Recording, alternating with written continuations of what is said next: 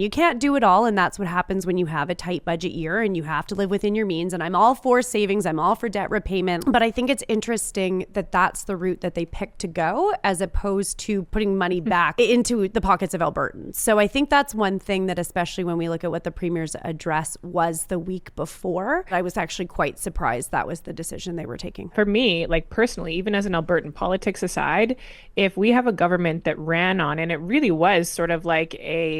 one of the biggest throws of the UCP campaign, runs on bringing in a new tax bracket at a time when people are really struggling with affordability, to see that walked back not just until next year, but actually until the next election, it felt deeply duplicitous. To say, we ran on it this time, perhaps some of you voted on it this time, but we're actually going to run on it again in the next election. Like, that for me was so frustrating to see.